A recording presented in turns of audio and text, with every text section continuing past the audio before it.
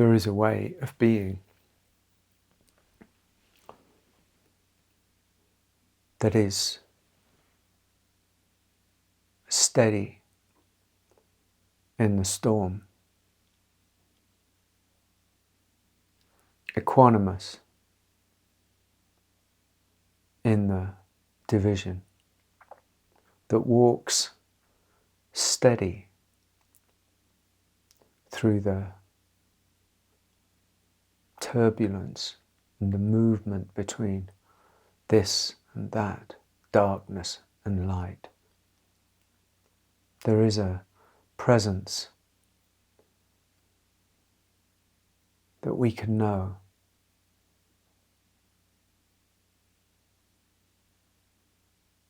Deep and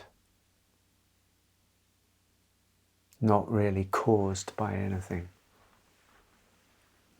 Not a practice, not a place, not an exercise, not a mental state, not a physical state, not even a spiritual state. The eye of the storm, the lighthouse in the stormy, choppy, wild sea. This is something we can know. In fact, at this time, as in every other time, it's something we should aspire to know, because it's what keeps us sane, what keeps us true, what keeps our ship afloat, what keeps us open to others in a good way and in a strong way and in a clear way, so that we can be the ground of being, the ground of presence, the ground of love that walks through this world, this divided, insane, manipulative, corrupt world. We need this, because the world will cast its veil upon us. It will trick us, dupe us, rob us blind of our presence. And we have to make decisions about whether that's going to happen. We have to make deep decisions and be willing to not give our life force, to give our allegiance to that drama, to that play, to that leela. And it takes courage and surrender and a willingness to stay here, even as one's own nervous system starts to rattle, even as the fear starts to sway the boat, even as those things seemingly come to us to say no. I will face what's here.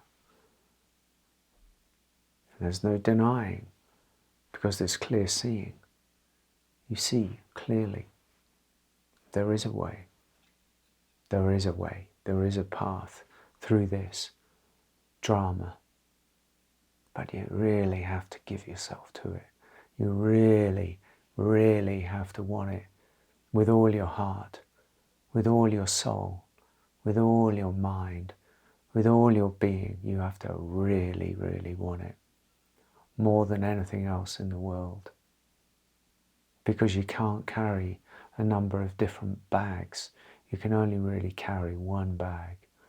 The bag of the world, the bag of self, the bag of pain, or else the bag that says, I'm doing this. I give myself to this presence. I give myself to this fire. I give myself to it. Come what may. It takes courage.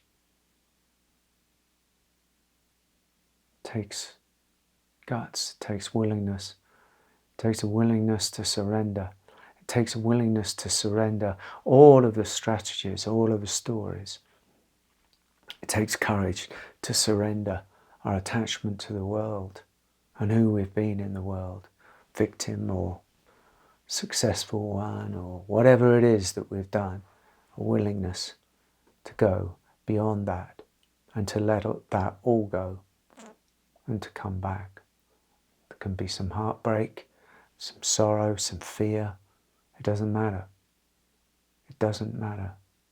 That's what I mean. You have to be willing. You have to have courage. But I don't know anybody who hasn't got the capacity for that courage. Whether we choose to activate it, whether we can, whether or not, maybe it's up to us, maybe it's not. Maybe it's our destiny, maybe it's our karma, maybe it's our soul. I don't know. I have no idea what it is. But I know that there's an aspect of us that needs to know we need to make that choice again and again and again, because it's an ongoing relationship. It's a shift in relationship to our experience, to ourselves and to the world. It's a shift. In effect, it's a shift from being the victim to being the one who says, I'm not a victim. I don't know what I am, but I'm not a victim of life anymore. I'm here, just here, as this. No story. No story of victim, no story of the opposite, whatever that is. No story that's rattling around. Nothing. Just this. Because that's a doorway. That willingness, that equanimity, that walking through the valley of the shadow of death is the doorway to our eternal self, to awareness, to consciousness, to unconditional love, because we walk with noble heart, wide open, clear, like a warrior. Not a warrior, just a